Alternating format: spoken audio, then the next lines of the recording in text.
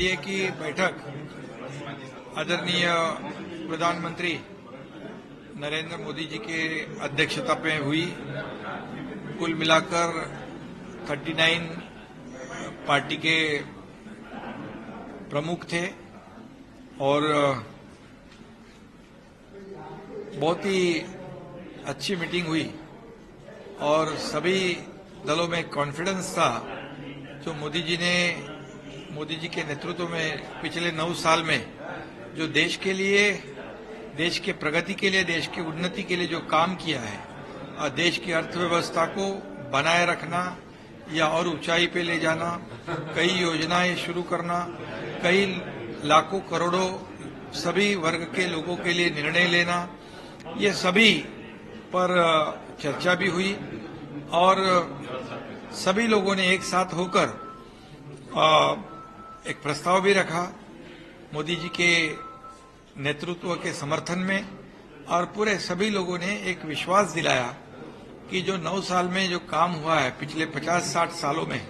जितनी डेवलपमेंट नहीं हुई उतने 9 सालों में हुई है। कई योजनाएं, विदेश के जो निवेश है, फॉरेन डायरेक्ट इन्वेस्टमेंट और या पूरे देश की अर्थव्यवस्था और दुनिया भर में देश का नाम जो मोदी जी की वजह से गौरव से लिया जाता है और आज मोदी जी को एज ए वर्ल्ड लीडर की हैसियत से सभी लोग देख रहे हैं और विदेश में, पूरी दुनिया में हमारे भारत देश का नाम जितने सम्मान से लिया जाता है, ये हमारे लिए सबके लिए गौरव की बात है। और आज लगभग 39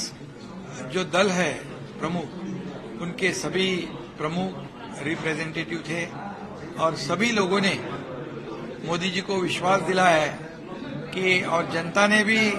मन बना लिया है कि अब की बार फिर एक बार मोदी सरकार और 330 प्लस आज की तारीख में है और जैसे जैसे समय बढ़ता जाएगा इसमें बढ़ोतरी होगी और 2024 में आदरणीय मोदी जी के नेतृत्व में चुनाव होंगे और आज तक के सब रिकॉर्ड टूट जाएंगे और एनडीए मोदी जी के नेतृत्व में बहुत भारी विजय हासिल करेगी। आज एनडीए की बैठक में श्री अजीत पवार और मैं उपस्थित हुए थे और 38 राजनीतिक पक्ष इस एनडीए की 25वीं सालगिरह के उपलक्ष्य में यहाँ पर उपस्थित थे। हमारे ओर से अजीत पवार साहब ने जो भी हमारी प्रस्तुति थी एनडीए की बैठक में रखी और अब हम एनडीए के एक अभिन्न पार्ट हैं और आगे की सभी जो कार्रवाई होगी एनसीपी एनडीए के साथ मिलकर काम करेगी।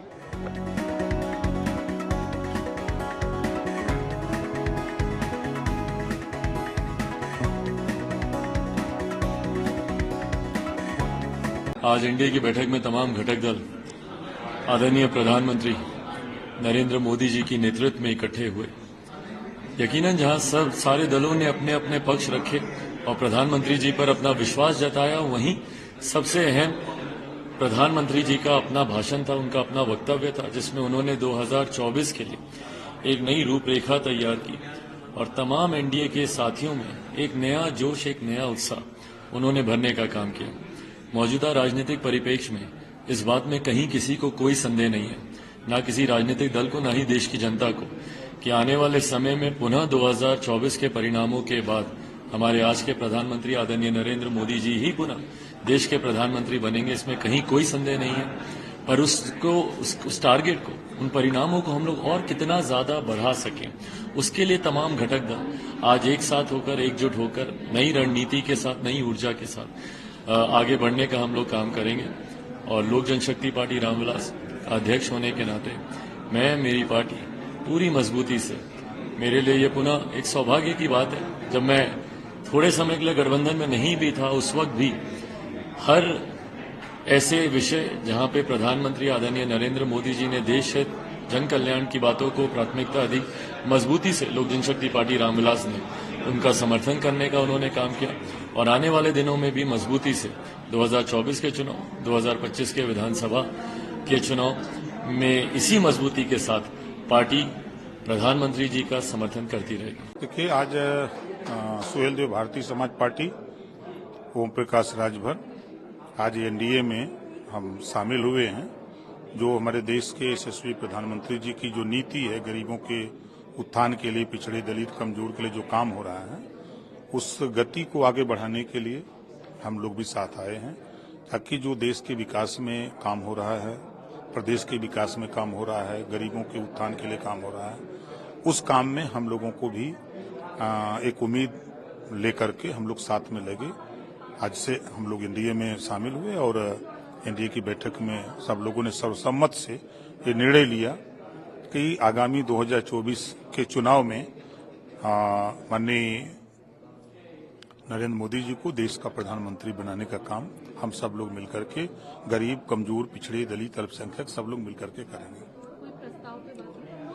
एक प्रस्ताव, देखिए, हमारा एक प्रस्ताव है, हमारी कम्युनिटी का है, बहुत राजभर जाति को अनुसूचित जनजाति में शामिल करने का एक हाई कोर्ट का आदेश है। उस आदेश का पालन करने के लिए वो आदेश है कि उत्तर प्रदेश सरकार केंद्र को भेजे और केंद्र जो है उसको करे।